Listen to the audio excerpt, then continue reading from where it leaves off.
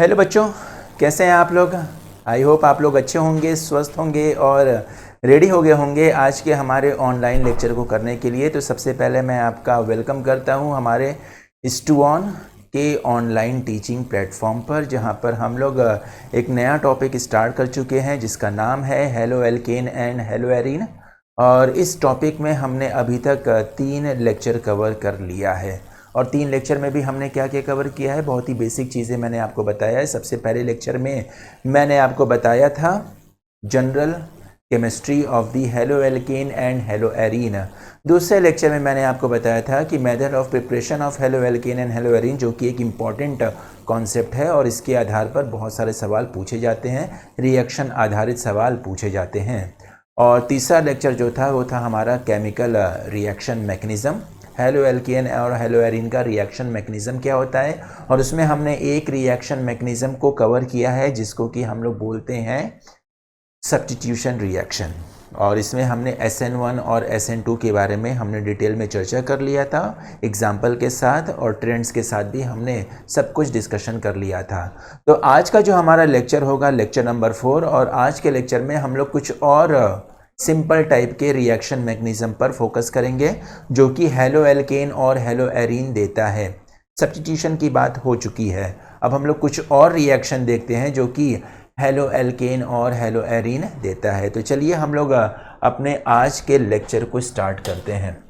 स्टूऑन technologies private limited जो कि एक ऑनलाइन टीचिंग प्लेटफॉर्म है, और इस ऑनलाइन टीचिंग प्लेटफॉर्म के माध्यम से आप घर बैठे ही एक अच्छी पढ़ाई कर सकते हैं, एक बढ़िया तरीके से पढ़ाई आप लोग कर सकते हैं।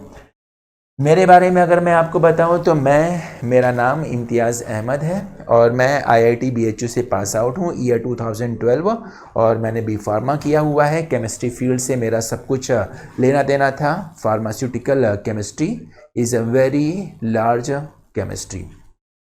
तो lecture number 4 haloalkane haloarene start करते हैं, और आज हम लोग देखेंगे एलिमिनेशन रिएक्शन के बारे में। Substitution reaction is the most common reaction which is given by the haloalkane and haloarine।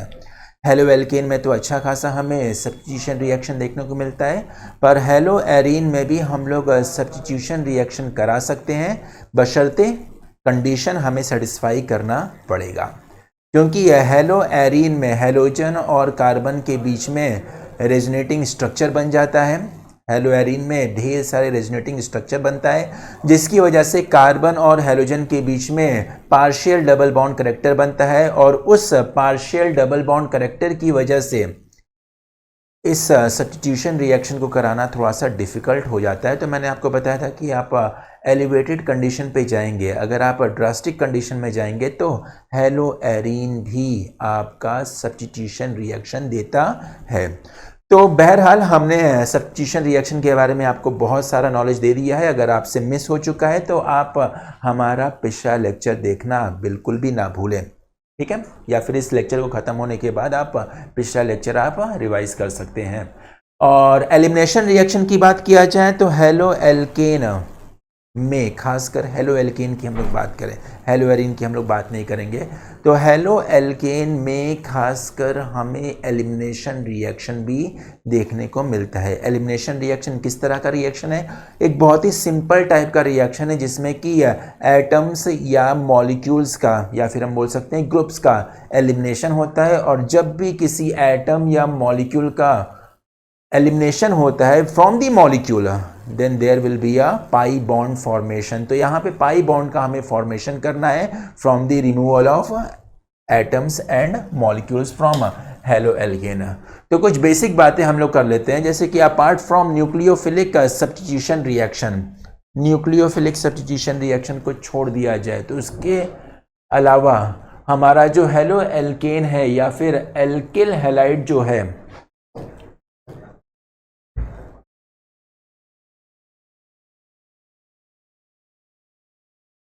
Alkyl halide जो है वो हमारा एलिमिनेशन रिएक्शन भी शो करता है। Alkyl halide will give elimination reaction. जैसे कि फॉर एग्जांपल हमारे पास एक ये है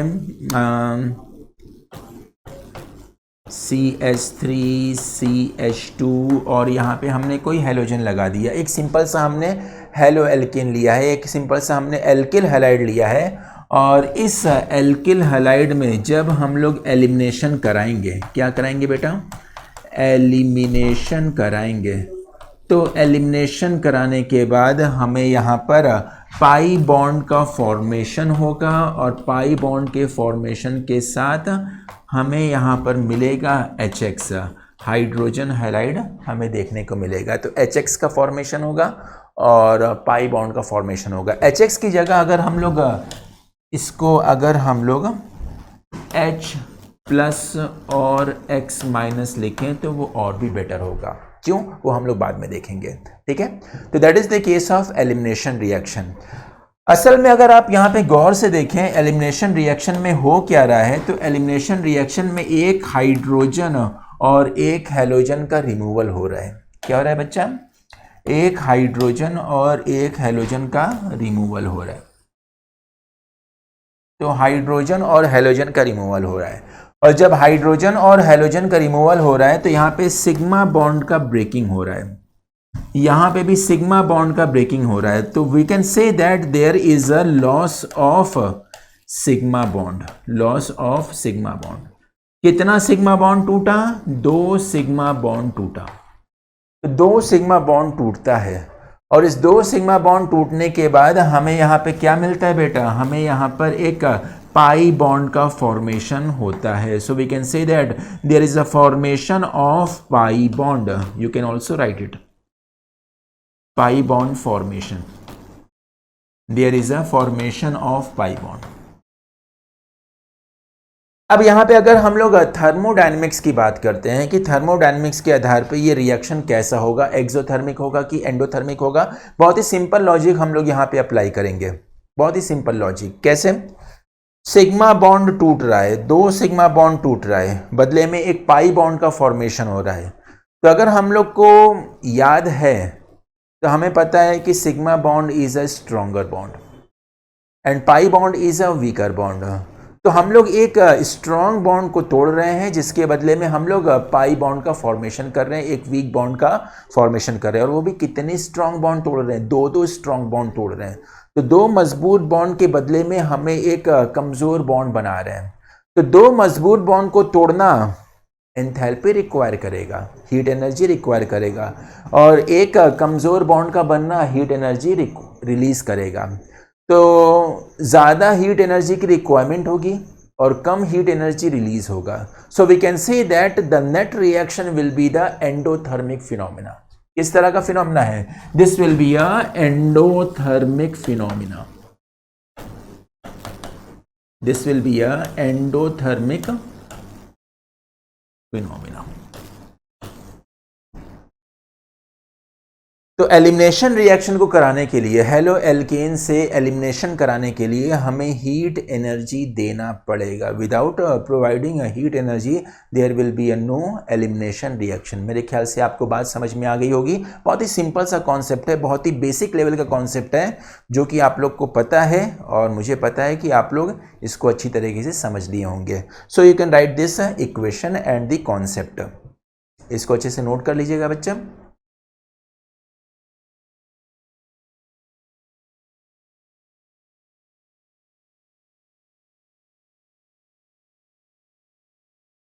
आई होप आपने नोट कर लिया होगा। Moving to next part. As a result of elimination reaction formation of pi bond takes place है। मैंने ऑलरेडी आपको बता दिया है कि जब एलिमिनेशन रिएक्शन कराएंगे तो पाई बॉन्ड का फॉर्मेशन होगा, जो कि एक कमजोर बॉन्ड है। टाइप्स ऑफ एलिमिनेशन रिएक्शन, कि एलिमिनेशन रिएक्शन का कितना प्रकार होता है। अलग अलग तरह के एलिमिनेशन रिएक्शन होते हैं, जैसे कि हमारा न्यूक्लियोफिलिक सब्स्टिट्यूशन रिएक्शन था, वैसे यहाँ पर एलिमिनेशन रिएक्शन का भी अलग अलग प्रकार होता है। जैसे कि सबसे पहले अगर बात करें, इट इज़ ऑफ 2 टाइप, 2 तरह के यूजुअली हम लोग देखने को मिलता है। There are 2 types of elimination reaction. सबसे पहला है अल्फा एलिमिनेशन रिएक्शन और दूसरा है बीटा एलिमिनेशन रिएक्शन। तो one is called as alpha elimination reaction and the second one is called as beta elimination reaction. अब कंफ्यूजन ये आता है कि अल्फा और बीटा है क्या। अल्फा जो है वो पोजीशन को सिग्निफाई करता है कि अगर हम लोग एक हैलोजन को रिप्लेस तो कर ही रहे हैं, साथ ही साथ दूसरा एटम या ग्रुप सेम कार्बन से अगर रिप्लेस करते हैं, सेम कार्बन से रिप्लेस करते हैं, या फिर हम ये बोल सकते हैं कि दोनों की दोनों एटम या मॉलिक्यूल हम लोग सेम कार्बन से एलिमिनेट करते हैं, then that will be called as alpha elimination. क्या होगा वो? Alpha elimination. जैसे कि फॉर एग्जांपल हमने यहाँ पे कार्बन लिख दिया, यहाँ पे कार्बन लिख दिया, यहाँ पर हमने X लिख दिया, और ये है और ये है, हमने टेट्रावेलेंसी यहाँ पे सेटिस्फाई कर लिया। अगर हमसे पूछा जाए कि यहाँ पर अल्फा कार्बन क्या है, तो अल्फा कार्बन जो है आपका ये हो जाएगा, क्योंकि जिस कार्बन से आपका फंक्शनल ग्रुप जुड़ा हुआ है, हैलोजन जुड़ा हुआ है, वही आपका अल्फा कार्बन होगा। तो अल्फा एलिमिनेशन में क्या होता है कि अल्फा एलिमिनेशन में एक आपका यहाँ पर Y को ले लेते हैं, कुछ भी हो सकता है Y, एक यहाँ पर Y है, और Y के साथ X के साथ साथ अगर हम लोग यहाँ पर Y को रिमूव करते हैं, X के साथ साथ क्या रिमूव करते हैं? Y को हम लोग रिमूव करते हैं। मतलब कि सेम कार्बन से X और सेम कार्बन से Y को रिमूव कर रहे हैं, then that type of elimination will be called as alpha elimination. और वहीं अगर हम लोग बीटा की बात करते हैं, तो बीटा में एकदम सिंपल सा फिनोमेना चलता है, जैसे कि यहाँ पर C, इसको हमने ऐसे कर दिया, ये हमने यहाँ पे X कर दिया, और ये हमने यहाँ पे Y कर दिया। अल्फा कार्बन आपका ये है और बीटा कार्बन आपका ये है। तो इस केस में अगर देखा जाए तो X को तो हम लोग एलिमिनेट करेंगे ही करेंगे, साथ ही साथ यहाँ पर Y को एलिमिनेट करेंगे, और जब ऐसा करेंगे then this will be called as beta elimination. इसको हम लोग क्या बोलेंगे? बीटा एलिमिनेशन बोलेंगे। तो अल्फा और बीटा जो नाम है वो असल में पोजीशन को सिग्निफाई कर रहा है कि दूसरा लिविंग ग्रुप किस कार्बन का है। अगर दोनों लिविंग ग्रुप सेम कार्बन का है तो वो आपका हो जाएगा अल्फा एलिमिनेशन, या फिर अगर दोनों लिविंग ग्रुप जो है एडजेसेंट कार्बन का हो गया, पड़ोस वाले कार्बन का हो गया, then that will be called as beta elimination. तो इस तरीके से आपको समझ में आ गया होगा अल्फा एलिमिनेशन क्या होता है और बीटा एलिमिनेशन क्या होता है। वैसे अगर देखा जाए तो हम लोग को बीटा एलिमिनेशन ज़्यादा पढ़ना है, पर कुछ कुछ इंपॉर्टेंट एग्जाम्पल्स हैं अल्फा एलिमिनेशन का, जिसको कि हमें मेमोराइज करना है, जिसको कि हमें याद करना है। तो इसको नोट करिएगा, it is of two types, alpha elimination reaction and beta elimination reaction, alpha and beta. I hope आपने नोट कर लिया होगा। Moving to next slide. Alpha elimination का कुछ बात कर लेते हैं कि when both the living group is present on the same carbon of molecule then it will be called as alpha और 1-1 elimination। एक और नाम दे सकते हैं क्या? 1-1 elimination, कि सेम कार्बन से हम लोग दोनों लिविंग ग्रुप को रिमूव कर रहे हैं, then that will be called as alpha और 1-1 एलिमिनेशन। एग्जाम्पल की बात करिए तो एक है क्लोरोफॉर्म या CHX3। CHX3 की अगर हम लोग स्ट्रक्चर की बात करें तो यहाँ पर होता है कार्बन के पास 3 हैलोजन है और एक हाइड्रोजन है। जब हम लोग इसको अल्कोहलिक KOH के साथ रिएक्ट कराते हैं, then alcoholic KOH helps in the elimination reaction, helps in the elimination reaction.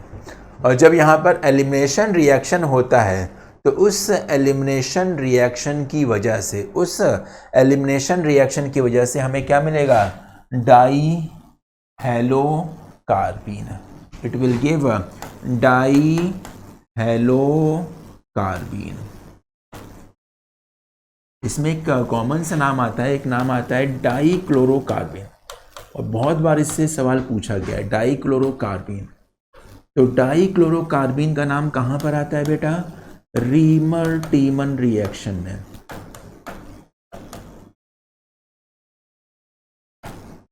Reamer टीमन reaction में, रीमर टीमन रिएक्शन में डाई हेलो कार्बीन। होता क्या है कि जो हमारा OH ग्रुप है, ये क्या है? K+ है और OH- है। जो OH ग्रुप है वो जो है सबसे पहले आपका ये बेस की तरह अटैक करता है, और जब बेस की तरह अटैक करेगा तो यहाँ पर क्या करेगा? हाइड्रोजन को ये निकालेगा।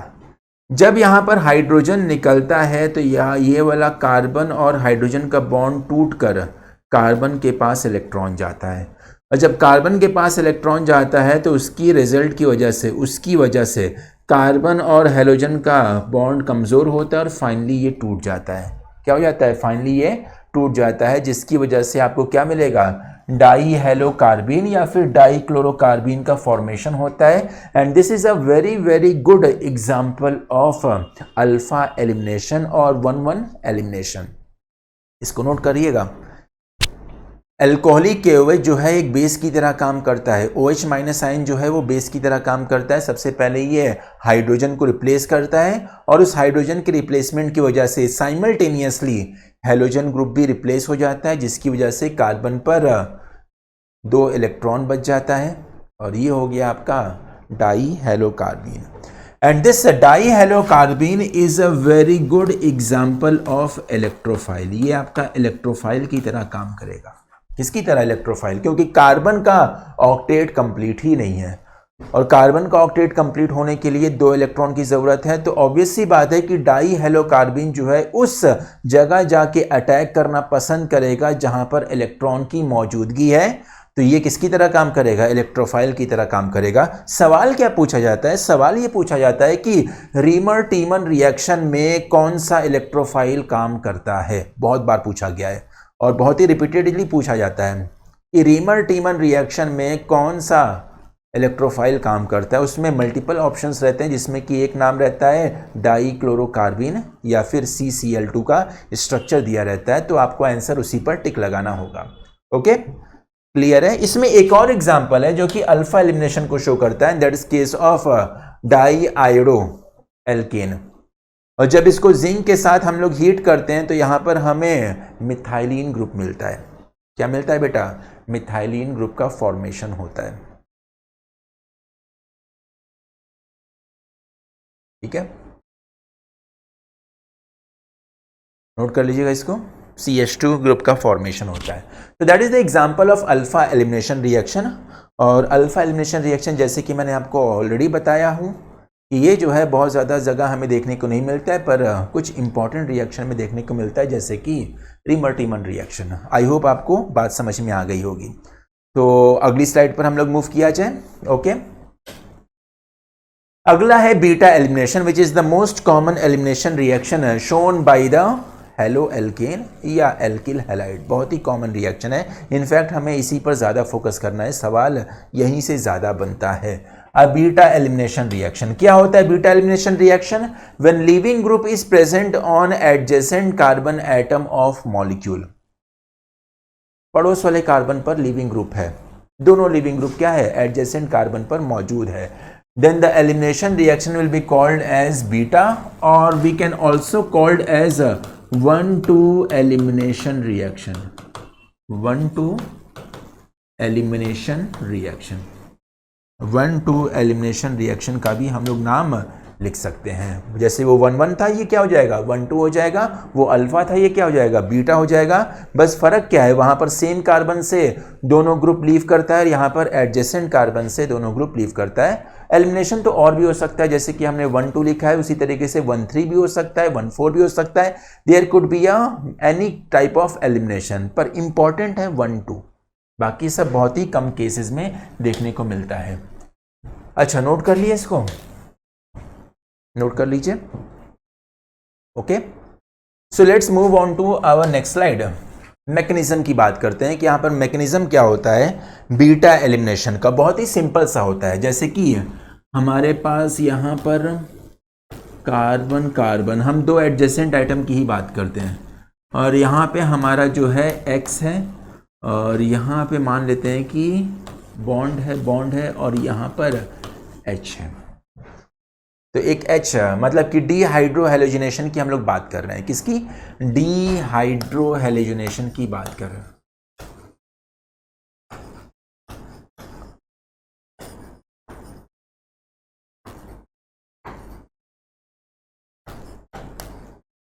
डीहाइड्रोहेलोजिनेशन की बात कर रहे हैं। और जब हम लोग इसको बेस के साथ रिएक्ट करते हैं, किसके साथ बच्चा? बेस के साथ रिएक्ट करते हैं,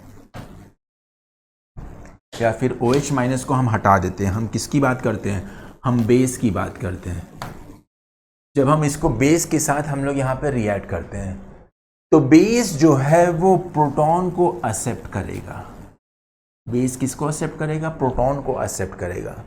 और जब ये प्रोटॉन को एक्सेप्ट करेगा तो ये बेस जो है सीधे जाकर इस हाइड्रोजन पे अटैक करेगा। ठीक है, बेस को प्रोटॉन चाहिए तो बेस क्या किया? सीधे जाकर हाइड्रोजन पे अटैक किया। जब ये हाइड्रोजन पे अटैक करेगा तो अब यहाँ पे साइमल्टेनियसली बहुत सारे स्टेप एक साथ चालू हो जाते हैं। जैसे कि जब ये हाइड्रोजन पे अटैक करेगा तो बेस और हाइड्रोजन के बीच का बॉन्ड का फॉर्मेशन होगा। और क्योंकि हाइड्रोजन केवल एक ही बॉन्ड बना सकता है तो हाइड्रोजन का जो पुराना बॉन्ड होगा वो अब टूटना स्टार्ट करेगा। क्या करेगा बच्चा? टूटना स्टार्ट करेगा। तो हाइड्रोजन का पुराना बॉन्ड टूटना स्टार्ट किया। जब हाइड्रोजन का पुराना बॉन्ड टूटेगा तो कार्बन पे इलेक्ट्रॉन आ जाएगा, 2 इलेक्ट्रॉन आ जाएगा। और जब यहाँ पे कार्बन पे 2 इलेक्ट्रॉन आ जाएगा तो दोनों इलेक्ट्रॉन क्या हो जाएगा? अनस्टेबिलिटी को क्रिएट करेगा।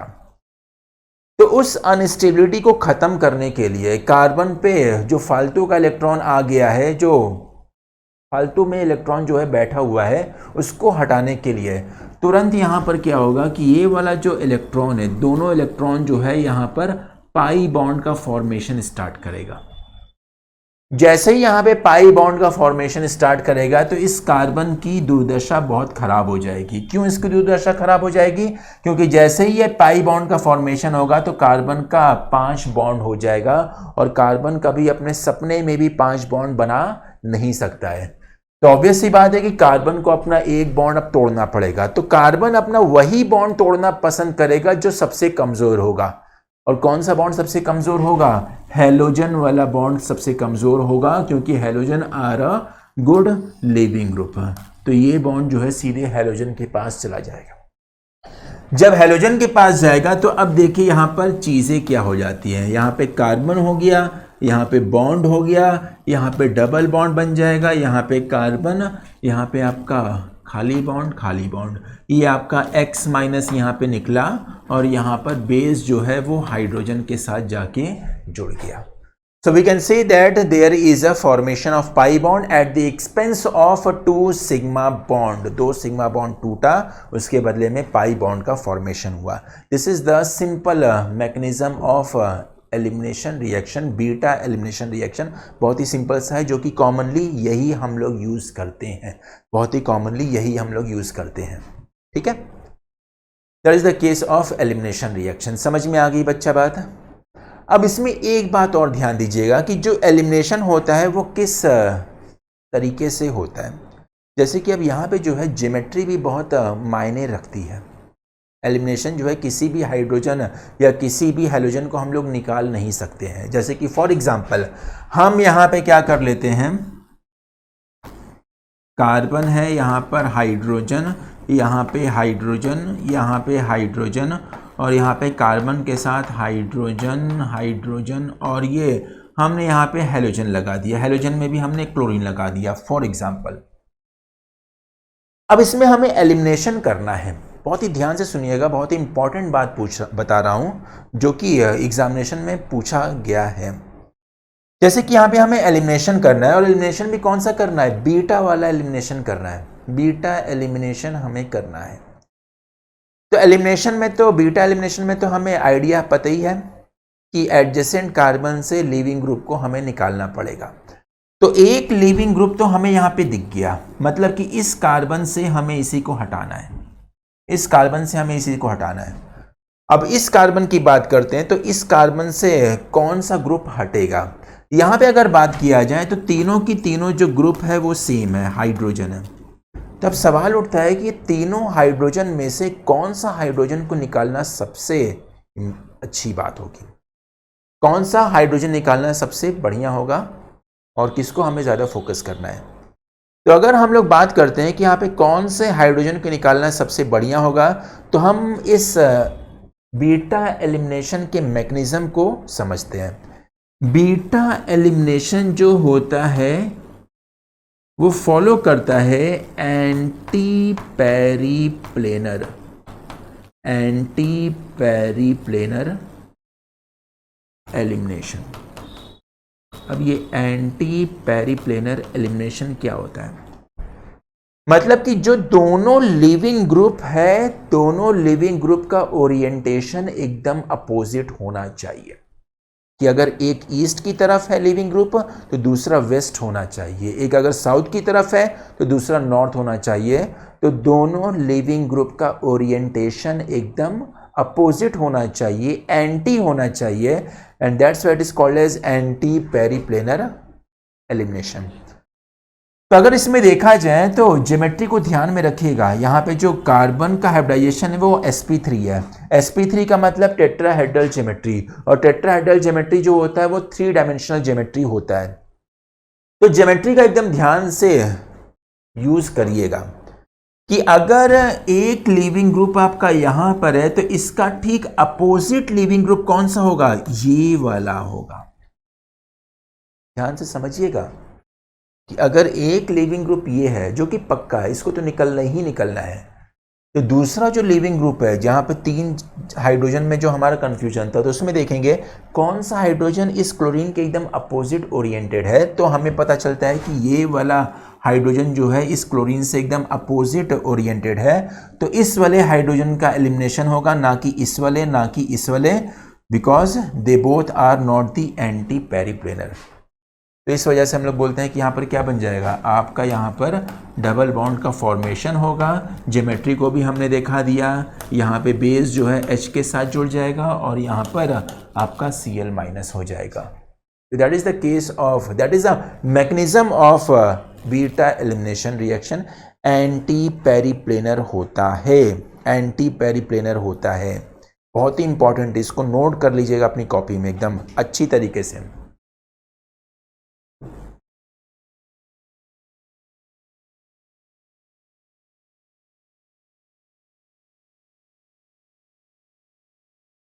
आई होप आपने नोट कर लिया होगा। मूविंग टू फर्दर कॉन्सेप्ट, कुछ और कॉन्सेप्ट को हम लोग देख लेते हैं। रिएक्शन काइनेटिक्स, एक तो हमने देख लिया कि रिएक्शन कैसे होता है, मैकेनिज्म कैसे फॉलो किया जाता है। अब बात करते हैं कि किस किस आधार पे हम लोग रिएक्शन काइनेटिक्स को जज कर सकते हैं कि हमारा रिएक्शन फास्ट होगा कि स्लो होगा, एलिमिनेशन रिएक्शन फास्ट होगा कि स्लो होगा, वो हम लोग कैसे डिसाइड करेंगे। तो यहाँ पे 3 क्राइटेरिया है डिसीजन का। तो rate of elimination reaction depends on the 3 factors हैं। There are 3 factors which decide the rate of elimination reaction. सबसे पहला है नेचर ऑफ लिविंग ग्रुप। हम लोग इसके बारे में चर्चा करेंगे कि नेचर ऑफ लिविंग ग्रुप या लिविंग ग्रुप कैसे डिसाइड करता है कि एलिमिनेशन रिएक्शन फास्ट होगा कि स्लो होगा। दूसरा बात आता है nature of alkene formed. Pi bond का फॉर्मेशन हुआ, कार्बन कार्बन डबल बॉन्ड का फॉर्मेशन हुआ, यानी कि एल्कीन का फॉर्मेशन हुआ। तो हम लोग ये भी बोल सकते हैं कि एल्कीन जो कि बन रहा है उसकी स्टेबिलिटी डिसाइड करेगा कि एलिमिनेशन रिएक्शन फास्ट होगा कि स्लो होगा। और तीसरा जो डिसाइडिंग फैक्टर है वो है नेचर ऑफ एल्किल हैलाइड। हमारा जो एल्किल हैलाइड है वो किस नेचर का है, मतलब कि यहाँ पे हम लोग क्राउडिंग को देखेंगे कि क्राउडिंग है कि नहीं है। ठीक है, तो यही 3 फैक्टर्स जो है वो आपके एलिमिनेशन रिएक्शन के रेट को डिसाइड करेंगे। एक एक करके हम लोग सारे फैक्टर्स को समझते हैं, जानते हैं।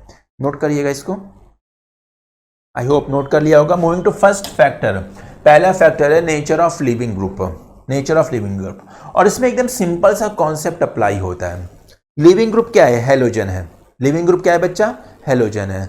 हमें क्या करना है कि कार्बन और हेलोजन के बीच की बॉन्ड को तोड़ना है। तो ऑब्वियस ही बात है, जहां पर कार्बन और हेलोजन के बीच का जो बॉन्ड है वो कमजोर होगा, वहां पे एलिमिनेशन रिएक्शन फास्ट हो जाएगा। होगा कि नहीं होगा?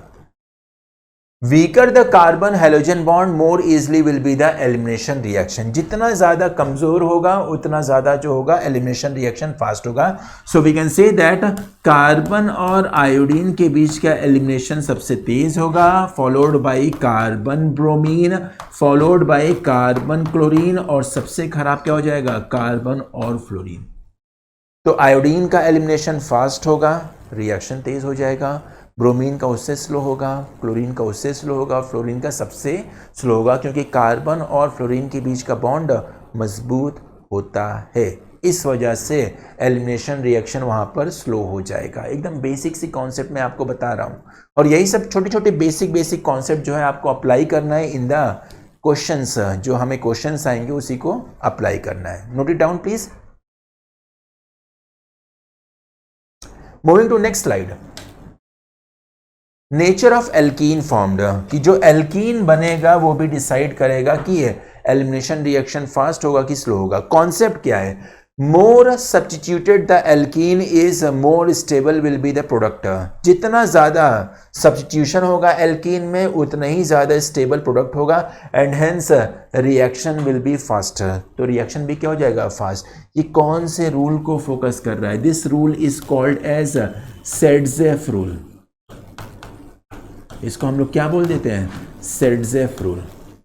और सेडजेफ रूल को हम लोग कैसे एक्सप्लेन करते हैं? सेडजेफ रूल को हम लोग एक्सप्लेन करते हैं किससे बच्चा? हम लोग एक्सप्लेन करते हैं हाइपर कॉन्जुगेशन से। हाइपर कॉन्जुगेशन से जितना ज्यादा हाइपर कॉन्जुगेशन स्ट्रक्चर बनेगा स्टेबिलिटी उतना ज्यादा होगा। तो जब स्टेबिलिटी उतना ज्यादा हो गया तो रिएक्शन भी क्या हो जाएगा? उतना ही फास्ट हो जाएगा। Hyper conjugation. तो हम लोग देखते हैं कि एल्कीन में जहां पर ज्यादा सब्स्टिट्यूशन होता है वहां पे एलिमिनेशन हाइपर कॉन्जुगेशन भी ज्यादा होगा। क्यों हाइपर कॉन्जुगेशन ज्यादा होगा? क्योंकि वहां पर अल्फा हाइड्रोजन की संख्या ज्यादा होगा, और जब अल्फा हाइड्रोजन की संख्या ज्यादा हो जाएगा तो हाइपर कॉन्जुगेटिव स्ट्रक्चर ज्यादा हो जाएगा, स्टेबिलिटी ज्यादा हो जाएगा, तो अल्टीमेटली रेट ऑफ रिएक्शन भी क्या हो जाएगा? ज्यादा हो जाएगा। जैसे कि इसमें रिएक्शन ट्रेंड की हम बात करते हैं, तो देखिए ये जो है आपका क्या है? Tetra substitution.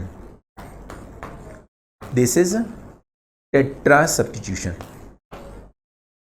जैसे कि इसमें सबसे सिंपल सा हम लोग एग्जांपल कोड करें तो कार्बन कार्बन डबल बॉन्ड, यहाँ पर हो गया CH3, यहाँ पे हो गया CH3, यहाँ पे हो गया CH3, और यहाँ पे हो गया क्या? CH3। तो बताइए यहाँ पर अल्फा हाइड्रोजन की संख्या कितनी है?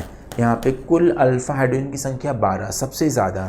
तो इस वजह से इस एल्कीन की स्टेबिलिटी सबसे ज़्यादा, और जब इस एल्कीन की स्टेबिलिटी सबसे ज़्यादा होगा तो इस का फॉर्मेशन सबसे फास्ट हो जाएगा, तो एलिमिनेशन रिएक्शन भी क्या हो जाएगा? फास्ट हो जाएगा। समझ में आई बात? इसको अगर देखा है तो ये this is called as tri substitution. यहाँ पर क्या है? Tri substitution. जैसे कि एग्जांपल अगर हम लोग कोड करें तो एग्जांपल आपका ये हो जाएगा कार्बन कार्बन डबल बॉन्ड, यहाँ पे H कर देते हैं, यहाँ पर CH3 कर देते हैं, यहाँ पर CH3 कर देते हैं, और यहाँ पर CH3। अल्फा हाइड्रोजन की संख्या काउंट करें तो अल्फा हाइड्रोजन यहाँ पे आ जाएगा 9, क्योंकि 12 से कम है अल्फा हाइड्रोजन की संख्या। तो इस वजह से यहाँ पर नंबर ऑफ कॉन्जुगेटिव स्ट्रक्चर जो होगा, number of hyper conjugation structure जो होगा वो कम हो जाएगा, तो स्टेबिलिटी भी कम हो जाएगा, तो इस वजह से इसका रेट ऑफ फॉर्मेशन स्लो हो जाएगा। यहाँ पे देखिएगा ये दोनों जो है वो आपका हो गया डाई सब्स्टिट्यूशन। अब डाई सब्स्टिट्यूशन में 3 केस बनता है बच्चा, याद रखिएगा, सवाल यहां से बहुत पूछा जाता है। डाई सब्स्टिट्यूशन में 3 केस बनता है। सबसे पहला होता है कि दोनों की दोनों सब्स्टिट्यूशन जो है वो सेम कार्बन पर हो, जैसे कि ये। दूसरा है कि दोनों की दोनों सब्स्टिट्यूशन जो है अपोजिट कार्बन पर हो, और किस तरीके से? एंटी तरीके से, ट्रांस तरीके से। तो यहाँ पे CH3, यहाँ पर H। और तीसरा केस क्या है कि दोनों की दोनों सब्स्टिट्यूशन अपोजिट कार्बन पर हो, एडजेसेंट कार्बन पर हो, और वो कैसा हो? सिन वाला फॉर्म हो। कौन सा फॉर्म हो? सिन वाला फॉर्म हो। इन तीनों केसेस में अगर आप अल्फा हाइड्रोजन की संख्या देखेंगे तो अल्फा हाइड्रोजन की संख्या 6 है। तो अब बात यह आती है कि यहाँ पर किसकी ज़्यादा स्टेबिलिटी होगी और किसकी कम स्टेबिलिटी होगी। तो जिस कार्बन पे दोनों की दोनों सब्स्टिट्यूशन है उसकी स्टेबिलिटी सबसे ज़्यादा होती है, इसकी स्टेबिलिटी उससे कम होती है, और सिस वाली की स्टेबिलिटी सबसे कम होती है। इसको याद कर लीजिए, ये बहुत इंपॉर्टेंट है। This is very very important. बच्चे यहीं पर आके जो होते हैं फंस जाते हैं। कुछ गलत गलत तरीके का लॉजिक लगाने लगते हैं और इसकी वजह से उनका आंसर गलत हो जाता है। कुछ बच्चे सोचते हैं कि दोनों मिथाइल ग्रुप है, दोनों मिथाइल ग्रुप बल्कि ग्रुप है और दोनों बल्कि ग्रुप सेम कार्बन पे आ रहा है, तो ऑब्वियस सी बात है कि यहाँ पर स्टेरिक हिंड्रेंस बहुत ही ज्यादा हो जाएगा, तो स्टेबिलिटी को कम कर देते हैं। पर ऐसा नहीं है बेटा, वहां पर हमें स्टेरिक हिंड्रेंस से नहीं देखना है, हमें वहां पर H+ आयन के अटैक से देखना है कि अगर जब हम लोग H+ आयन का जो अटैक कराएंगे, कार्बोकटायन का जो फॉर्मेशन होगा वो कार्बोकटायन कितना ज़्यादा स्टेबल है। तो इस आधार पे आप लोग जब देखेंगे तो इसकी स्टेबिलिटी आपको ज़्यादा देखने को मिलेगी। और इन दोनों में तो सिंपल सा लॉजिक लगेगा, ट्रांस वाला ज़्यादा स्टेबल होता है as compare to cis. Trans is more stable as compare to cis. समझ में आ रही है बात। फिर यहाँ पे अगर देखा जाए तो ये हो जाएगा आपका मोनो, और मोनो के केस में यहां पर अल्फा हाइड्रोजन की संख्या कितनी हो गई? 3। तो ऑब्वियस सी बात है स्टेबिलिटी सबसे खराब। और यहां पे जो होगा अनसब्स्टिट्यूटेड, दिस इज अनसब्स्टिट्यूटेड, और यहां पे अल्फा हाइड्रोजन की संख्या 0, so this will be the least stable alkene, सबसे स्टेबल एल्कीन। अगर किसी रिएक्शन में इसका फॉर्मेशन होगा तो रेट ऑफ रिएक्शन स्लो होगा, और अगर किसी रिएक्शन में इनमें से किसी का फॉर्मेशन होगा then the rate of reaction will be high. समझ में आ गई बात बच्चा? नोट करिएगा इसको, a very important concept from the point of examination and from the point of stability. ठीक है, नोट कर लिया ना बच्चा? ओके, आई होप आपने नोट कर लिया होगा। तीसरा factor, and the third factor is nature of alkyl halide. इसमें है क्या? टर्शरी एल्किल हैलाइड का रेट ऑफ रिएक्शन फास्ट होता है, सेकेंडरी एल्किल हैलाइड स्लो होता है, प्राइमरी एल्किल हैलाइड उससे भी स्लो हो जाता है। ऐसा क्यों? क्योंकि टर्शरी एल्किल हैलाइड में स्टीयरिक हिंड्रेंस जो है वो हाई होता है, और हाई स्टीयरिक हिंड्रेंस की वजह से जो आपका बेस है वो अच्छी तरीके से एलिमिनेशन करता है। बेस परफॉर्म्स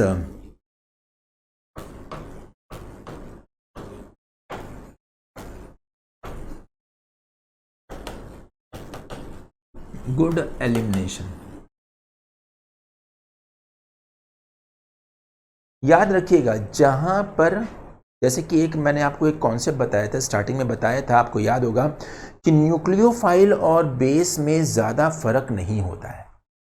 न्यूक्लियोफाइल और बेस में ज़्यादा फर्क नहीं होता है, बस इतना ही फर्क होता है कि बेस जो है वो हाइड्रोजन से जाकर जुड़ता है और न्यूक्लियोफाइल जो है वो किसी के साथ भी जाकर जुड़ सकता है। So we can say that base are nucleophile but all nucleophile are not the base.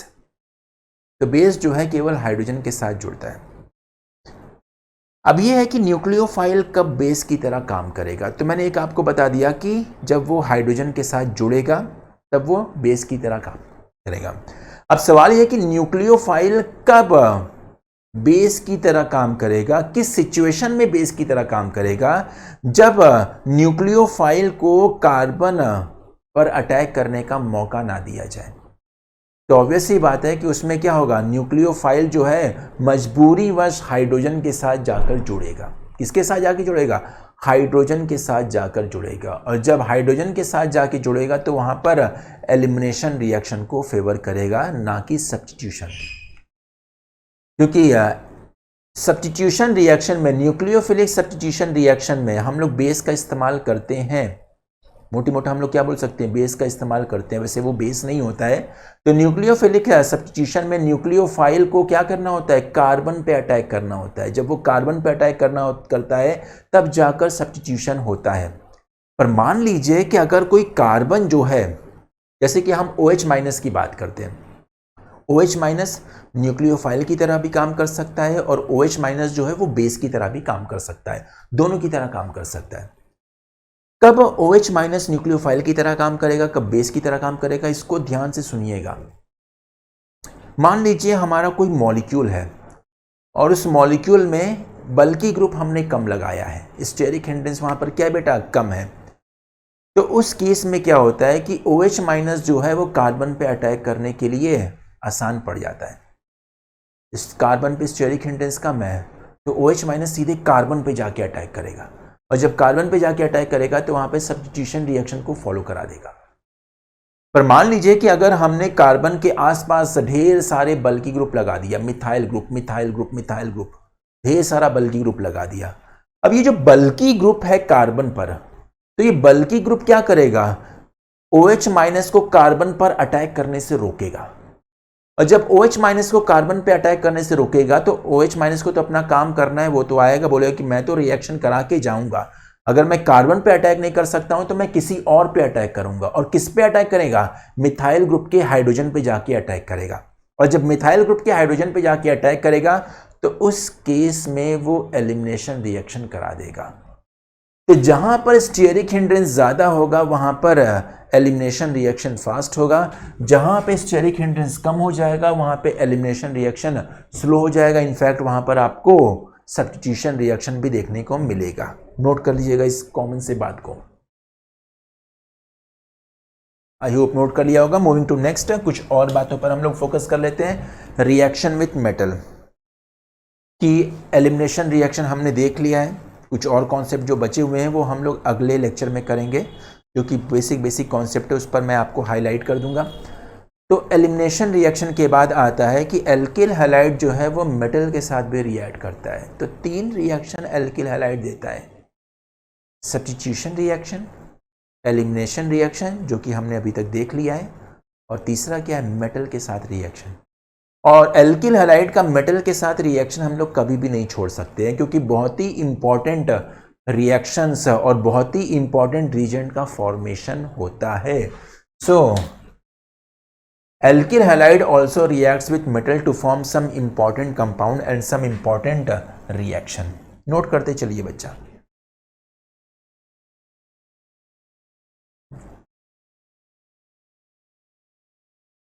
Okay,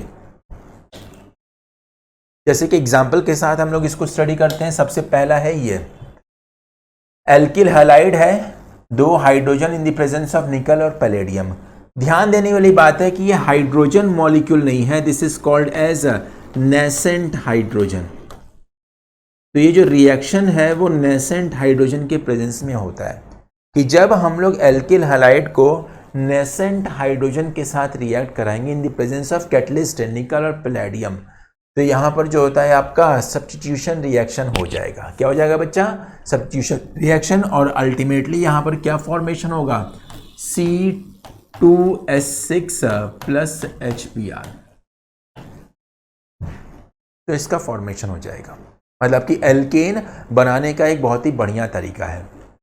alkyl halide से आपको एल्केन बनाना है, क्या, एल्किल हैलाइड से एल्केन। एल्किल हैलाइड से अगर एल्कीन बनाना है तो एलिमिनेशन कराएंगे, और एल्किल हैलाइड से अगर हमें एल्केन बनाना है तो वहां पर मेटल के साथ रिएक्शन कराएंगे, कैटलिस्ट लेंगे निकल और पैलेडियम को, और यहाँ पर नेसेंट हाइड्रोजन का इस्तेमाल करेंगे। सवाल यह है कि नेसेंट हाइड्रोजन बनता कैसे है। तो नेसेंट हाइड्रोजन ऐसे बनता है, या तो आप जिंक को HCl के साथ रिएक्ट कराइए, नेसेंट हाइड्रोजन बनेगा, या फिर सोडियम को अल्कोहल के साथ रिएक्ट कराइए, नेसेंट हाइड्रोजन बनेगा, या फिर आप सीधे सीधे लिथियम एल्युमिनियम हाइड्राइड का यूज कर सकते हैं, जो कि नेसेंट हाइड्रोजन प्रोवाइड करेगा। तो इस तरीके से नेसेंट हाइड्रोजन बनाएंगे, और उस नेसेंट हाइड्रोजन के प्रेजेंस में हम लोग रिएक्शन करा देंगे तो एल्केन का फॉर्मेशन होगा। Second reaction, C2H5Br alkyl halide plus magnesium in the presence of dry ether, and this reaction will give a very important reagent called as a Grignard reagent. यहां पे Grignard reagent का formation होगा। Grignard reagent का formation होगा, किसका बच्चा, Grignard reagent का formation होगा। इसी को हम लोग क्या बोलते हैं, RMgX,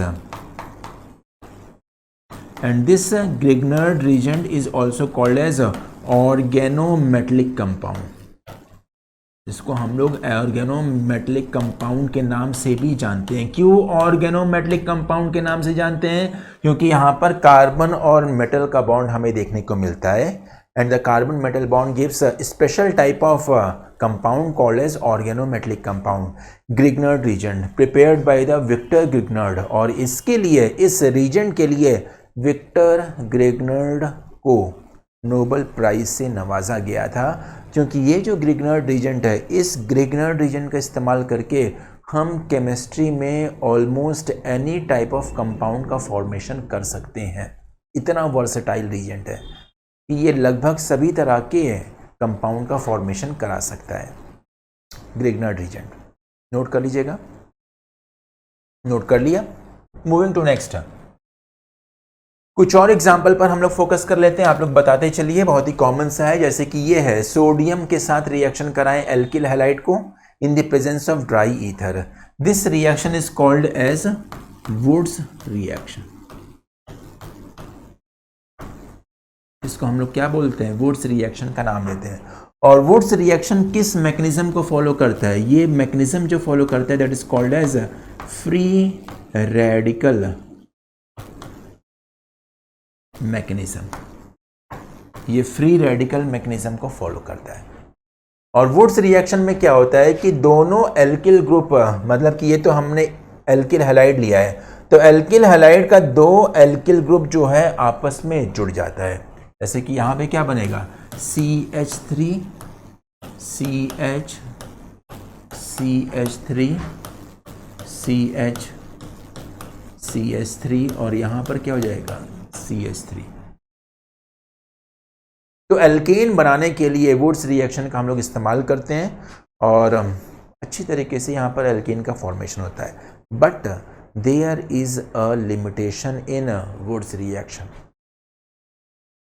कि वुड्स रिएक्शन से हम लोग केवल इवन कार्बन एल्केन बना सकते हैं। अगर हम लोग ऑड कार्बन एल्केन बनाने की कोशिश करेंगे तो इसमें सबसे पहला केस ये होगा कि मीथेन हम लोग कभी भी वुड्स रिएक्शन से नहीं बना सकते हैं। सिंगल कार्बन एल्केन का फॉर्मेशन वुड्स रिएक्शन से कभी भी नहीं होगा। कम से कम 2 कार्बन हमें मिलेगा, कम से कम। और दूसरी सबसे इंपॉर्टेंट बात यह है कि अगर हम लोग ऑड कार्बन एल्केन बनाने की कोशिश करेंगे, जैसे कि 3 कार्बन या फिर 5 कार्बन, तो उस केस में यहाँ पर आपको मिक्सचर ऑफ प्रोडक्ट मिलेगा। जैसे कि फॉर एग्जांपल हमें 3 कार्बन एल्केन बनाना है। कितना कार्बन? 3 कार्बन एल्केन बनाना है। तो 3 कार्बन एल्केन बनाने के लिए एक एल्किल हैलाइड 1 कार्बन का लेंगे और दूसरा एल्किल हैलाइड 2 कार्बन का लेंगे। जैसे कि फॉर एग्जांपल मिथाइल हैलाइड लेंगे और फिर इथाइल हैलाइड। तो यहाँ पे 3 प्रोडक्ट बनेगा। मिथाइल हैलाइड, इथाइल हैलाइड आपस में जुड़कर प्रोपेन का फॉर्मेशन कर लिया, पर साथ ही साथ एक मिथाइल हैलाइड दूसरे मिथाइल हैलाइड के साथ भी तो जुड़ सकता है, इथेन का फॉर्मेशन कर देगा। या फिर एक इथाइल हैलाइड दूसरे इथाइल हैलाइड के साथ भी रिएक्शन कर सकता है, जिससे कि ब्यूटेन मिलेगा। तो हमें यहाँ पे देखने को मिल रहा है कि ऑड कार्बन एल्केन बनाने के चक्कर में आपको 3 प्रोडक्ट मिल जाता है। That is the limitation of woods reaction. इसको नोट करते चलिएगा। जो जो मैं बात आपको बता रहा हूँ सारी बातें आप नोट करते चलिएगा। तो Wurtz reaction free radical mechanism को फॉलो करता है और यहाँ पर आपका sodium in the presence of dry ether. Dry ether लेंगे, अगर थोड़ा सा भी मॉइस्चर आ गया तो सोडियम जो है वो मॉइस्चर के साथ रिएक्ट करके NaOH का फॉर्मेशन करेगा। सेकंड, ये यहाँ पे देखिएगा, this is called as intramolecular Wurtz reaction.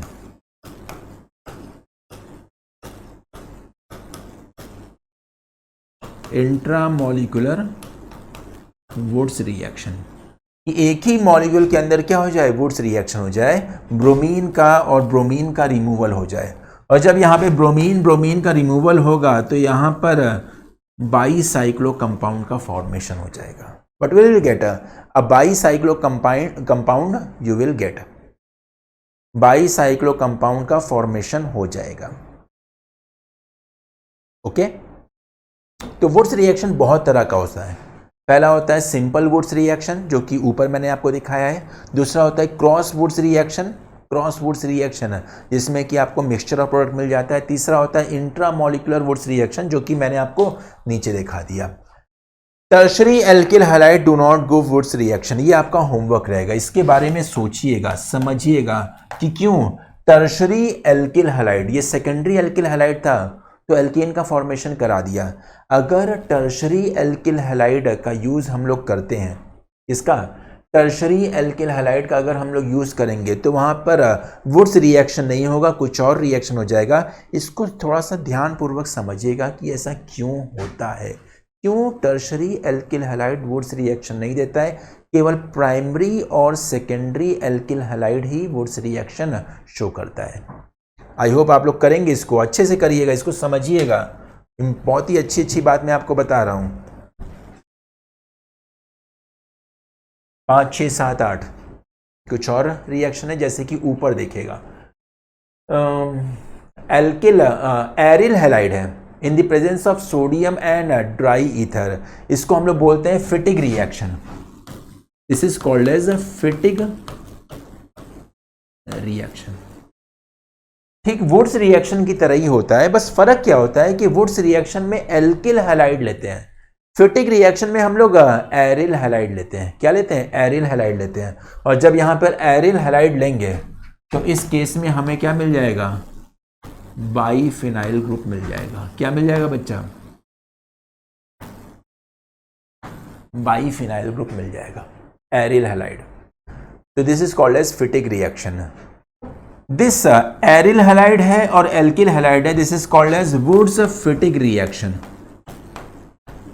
Wurtz Fittig reaction मतलब कि वुड्स रिएक्शन की तरह भी दिखता है और फिटिग रिएक्शन की तरह दिखता है। यहां पे आपको मिलेगा मिक्सचर ऑफ प्रोडक्ट। समझ में आ गया होगा क्यों यहां पर मिक्सचर ऑफ प्रोडक्ट मिलेगा? क्योंकि यहां पर इसका सेम मॉलिक्यूल के साथ रिएक्शन होगा, एल्केन मिल जाएगा, इसका सेम मॉलिक्यूल के साथ रिएक्शन होगा, बाईफिनाइल मिल जाएगा, और इन दोनों का रिएक्शन हो जाएगा तो टॉल्यूइन का फॉर्मेशन हो जाएगा। ठीक है, टॉल्यूइन का फॉर्मेशन हो जाएगा। इस रिएक्शन को हम लोग बोलते हैं कॉरी हाउस रिएक्शन।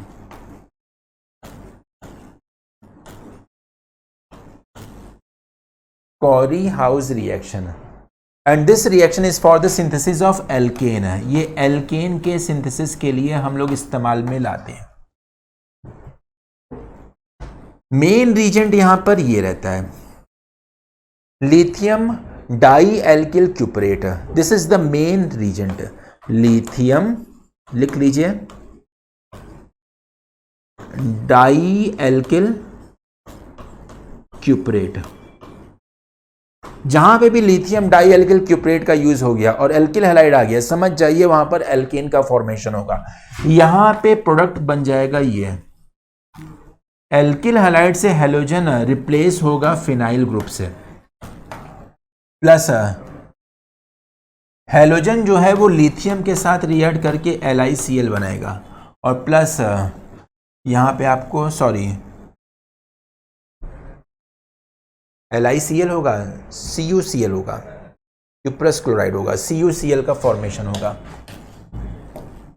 यहां पर CuCl का फॉर्मेशन होगा और यहां पर PHCl का फॉर्मेशन होगा। इसका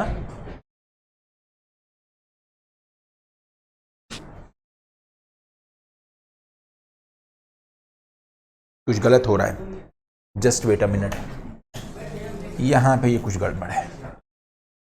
तो फिनाइल ग्रुप क्लोरीन को रिप्लेस कर देगा, बस यहीं पे इसका कॉन्सेप्ट आता है। फिनाइल क्लोरीन को रिप्लेस कर देगा, ठीक है, रिप्लेस हो गया। तो फिनाइल बचा है, कॉपर बचा है, लिथियम बचा है। तो फिनाइल कॉपर और लिथियम और chloride, lithium chloride copper chloride. तो इसको देखेगा, करेक्ट करिएगा, अगर PHLi बनेगा और प्लस CuCl बनेगा, ये बन जाएगा। ठीक है, और नीचे देखिएगा ये है आपका, ये भी एक वुड्स रिएक्शन की तरह ही है, और इस वुड्स रिएक्शन में यहाँ पर आपका एल्केन का फॉर्मेशन हो जाएगा। सेम वुड्स रिएक्शन की तरह ही काम करता है, बस ये है कि सोडियम की जगह हम लोग क्या यूज़ कर रहे हैं?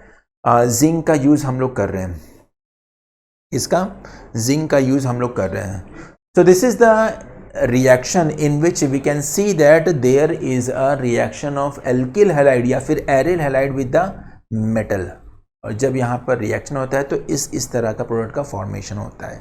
तो मेरे ख्याल से ये सारे कॉन्सेप्ट आपको समझ में आ गया होगा। Note it down please. इसको हम लोग बोलते हैं Frankland reaction. This reaction is called as Frankland reaction. This is called as a Frankland reaction. तो ये फ्रैंकलैंड रिएक्शन का ये केस बन जाता है। So that's all from the today's and. ये हमारा चौथा लेक्चर कंप्लीट हो गया है और इस चौथे लेक्चर के साथ ही हमारा पूरा का पूरा हेलो एल्केन और हेलो एरिन का कॉन्सेप्ट कंप्लीट हो गया है। पर इतने ही कॉन्सेप्ट नहीं है बच्चा। अगर आप कॉन्सेप्ट की बात करेंगे तो ढेर सारा कॉन्सेप्ट है और उस ढेर सारे कॉन्सेप्ट को गैदर करने के लिए, समझने के लिए आपको सेल्फ एफर्ट देना पड़ेगा। आपको अपने लेवल पर अच्छे से मेहनत करना पड़ेगा। पर इम्पॉर्टेंट कॉन्सेप्ट मैंने आपको बता दिया है, इम्पॉर्टेंट मैकेनिज़्म मैंने आपको बता दिया है और कुछ इम्पॉर्टेंट रिएक्शन को भी मैंने आपको बता दिया है। तो इस तरीके से हेलो एल्केन और हेलो एरीन में हमें इतना ही कॉन्सेप्ट पढ़ना है, जो कि बोर्ड एग्जामिनेशन में तो बहुत ही सफिशिएंट है, मोर देन एनफ हो जाता है। पर अगर हम लोग कंपटीशन की बात करें तो कंपटीशन में कॉन्सेप्ट तो आपका यही रहेगा, बस सवालों में थोड़ा सा ट्विस्टिंग करता रहेगा और ट्विस्ट करके अलग अलग तरीके का सवाल बनाएगा। पर बेसिक कॉन्सेप्ट आपका यही रहेगा। तो कहने का मतलब ये है कि बेसिक कॉन्सेप्ट आपका स्ट्रांग हो गया तो उसके बाद आपका सवाल भी क्या हो जाएगा, ईजी हो जाएगा। और इस कॉन्सेप्ट को आप लोग यूटिलाइज करिए, ढेर सारा सवाल आप लोग लगाइए, ये आपका प्राइम रिक्वायरमेंट रहेगा। फर्स्ट पॉइंट आपको यही फॉलो करना है कि इस कॉन्सेप्ट से आपको ढेर सारा सवाल लगाना है। ढेर सारा सवाल आप कहाँ से लगाएंगे? आप लगाएंगे रेफरेंस बुक से या फिर क्वेश्चन बैंक से। ऑर्गेनिक केमिस्ट्री की यही ज़रूरत होती है कि जितना ज़्यादा आप सवाल लगाएंगे कॉन्सेप्ट उतना ही ज़्यादा स्ट्रांग बनता जाएगा। तो 4 लेक्चर हो गया है। अब एक और लेक्चर हम यहाँ पर इस टॉपिक का लेंगे और वो लेक्चर होगा क्वेश्चन बेस्ड रहेगा। मतलब कि कुछ ऐसे इम्पॉर्टेंट सवाल जो है पिछले साल पूछे गए हैं या फिर उससे पिछले साल पूछे गए हैं आईआईटी में या फिर पीएमटी में, जो कि हमें लगता है कि आपको उस पर ज़्यादा फोकस करना चाहिए। उतना भी आप लोग कर लेंगे तो आपको बेसिक कॉन्सेप्ट काफ़ी अच्छी तरीके से मजबूत हो जाएगा। तो हम लोग अगले लेक्चर में मिलेंगे कुछ इम्पॉर्टेंट क्वेश्चंस लेकर जो कि आईआईटीज़ और पीएमटीज़ एग्जामिनेशन में पूछे जा चुके हैं। तब तक हम आपसे विदा लेते हैं। आई होप आपको हमारा लेक्चर पसंद आया होगा, हमारा ये वीडियो प्लेटफॉर्म आपको पसंद आया होगा और हम आपसे ये उम्मीद करते हैं, आपसे हम ये रिक्वेस्ट करते हैं कि इस प्लेटफॉर्म को आप और बच्चों की तरफ फोकस कराइए और बच्चों की तरफ बताइए कि this is a good platform for the online study. Till then take care and have a nice day. Bye bye. On is to on, study is always on. Concepts के बेहतर रियलाइजेशन के लिए इज टू ऑन पर बने रहिए।